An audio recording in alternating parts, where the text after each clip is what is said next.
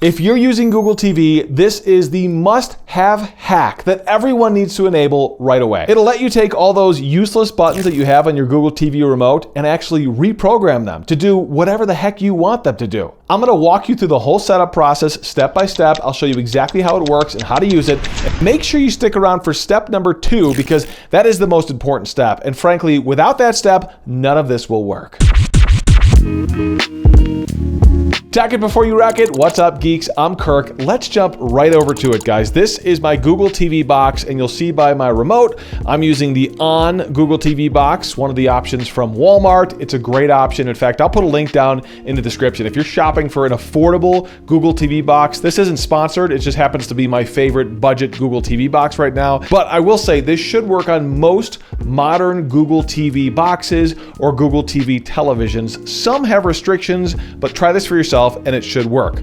This is definitely an easy thing to do. And step 1 is getting this app installed. So let's go up to the top of your home screen to where it says apps, and we'll scroll down to the search bar here. And you simply want to search for Button Mapper. So the app will look like this. That's the Button Mapper app icon. It should say Button Mapper, remap your keys. This is the one you want. Let's click into there.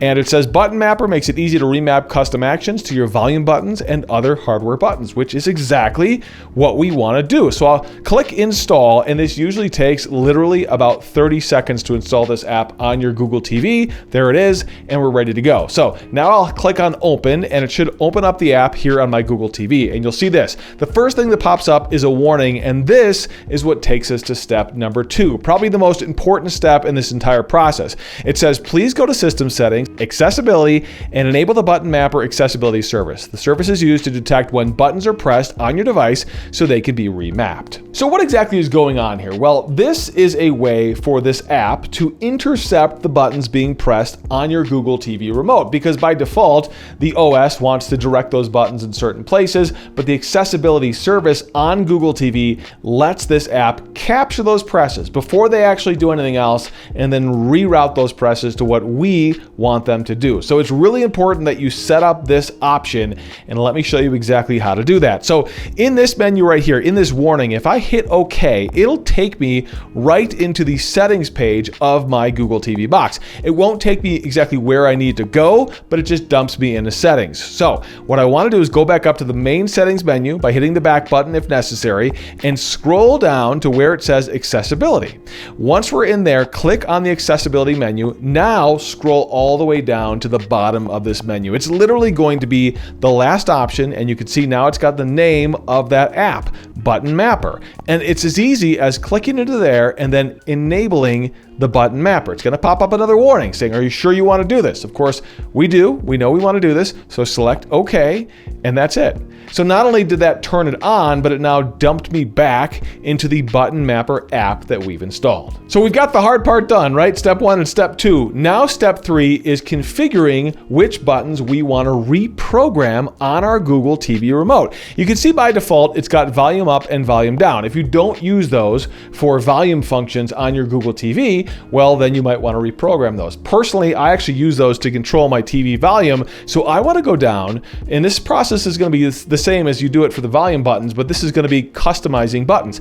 Click on Add Buttons, and now it's not going to have any buttons listed in here. I have to add them manually, but it's very easy. So I select Add Buttons, and now it's going to say, hey, press the button you want to add and you want to customize. I do want to say this, you got to be careful. There are some buttons you probably don't want to reprogram. For example, if you reprogram the home button, well, you might have a hard time getting back home. If you reprogram the back button, well, then you might have a hard time going backwards in the menus. So be thoughtful, be mindful of the buttons that you actually do reprogram. I am going to reprogram one of these streaming app buttons. We all have these on the bottom of our remote. I've got a YouTube button, awesome. I've got a Netflix button, awesome. But then I've got a Disney Plus button, and personally, I don't have Disney Plus. So it's a wasted button at the bottom of my remote. So if I click on that button, it captures that and says, okay, that's button 9. We know that button. And now that we've added it, we can click into it and reprogram this button. It's going to pop up and say, hey, Pro features are reserved for supporters of the app. Upgrading to Pro unlocks all features and themes. Now, you don't need Pro features to do what we're going to do today, but this is just kind of an advertisement for buying Pro features on this app. And if you use this a lot, I would suggest support the development developer, this is how they continue to make these apps. So make sure that you do get pro level if you plan on using this a lot. I'm gonna hit no thanks just for the sake of this demo. And now we're inside customizing this button, as it's calling it button number 9. The first thing I wanna do is turn on customize. So now we've got 3 different options here: single tap, double tap, and long press. So we can literally have this one button do 3 different things when we single press it, when we double tap it, or when we hold that button down. How cool is that? So let me show you how that works. When I select single tap, it's gonna pop up this menu, which asks me what I wanna do now with that button. So the first menu option on the top where it says actions, that's actually a drop-down box. And that gives you a whole list of different sections of things you can do.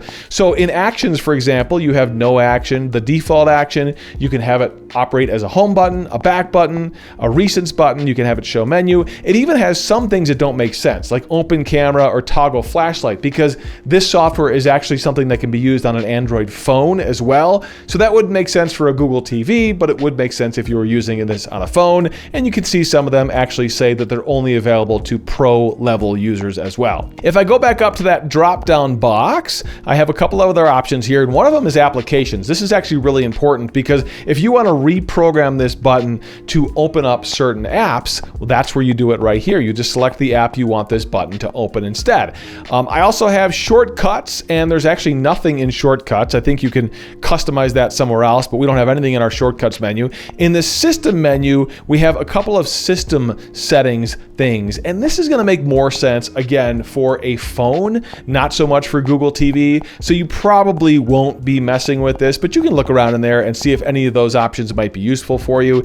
In media, we have the option to adjust the volume, mute the microphone, operate our media, of course, play, pause, next, fast forward, rewind, things like that. That's inside the media menu. And then finally, the last one is called advanced. And these are going to be things, many of them are pro level options, but things that you're probably not going to use, most of us. A lot of these are going to be for phone usage. I would probably ignore most of this stuff. What you want primarily are going to be inside actions and inside applications. So let's set this button up. Let's go to applications, and let's say when I press this button, the Disney Plus button, I actually wanted to load up my Google Play Store, so I can go right to the Play Store if I'm looking for a new app. Boom, it's done. Now watch this. If I hit the Disney Plus button, now it should jump right into Google Play.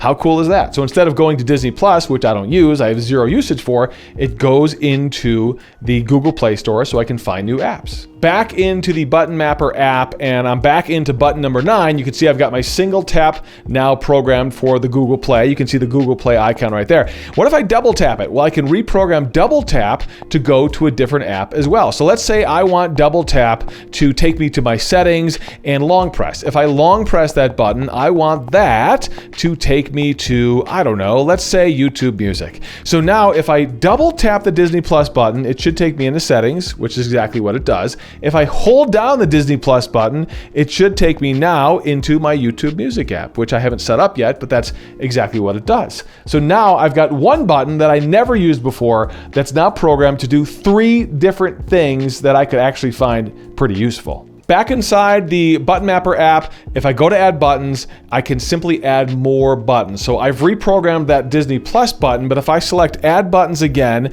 it's going to ask me again, which button do I want to add? This time I'm going to hit the Paramount Plus button, and this one is called button 10, and I can go in there. It'll bring up this option to unlock pro features. I'm going to skip that. Again, I turn on customization, and then I can go into here, select single tap, and I can go and select what I want that button to do. So I want this button to bring up, let's look for this, the power dialog. What does that mean? Well, now I've got it programmed, so if I hit the Paramount Plus button, it should bring up the dialog to power off my Google TV box. Not necessarily my TV, but specifically to power down the Google TV box. I do want to show you, if you go back to the main menu in the Button Mapper app, there are more options here. I don't think most people will need to mess around with these, but go through this, take a look. There may be some things that might be useful for you. I would say most of these these settings in here are going to be advanced settings, and most everything you're going to want to do in terms of reprogramming your remote buttons should be available out of the box without having to mess with more options. I hope you found that useful, guys. Comment below. Let me know if you got this to work or if you had a specific problem getting it to work. Like I said, some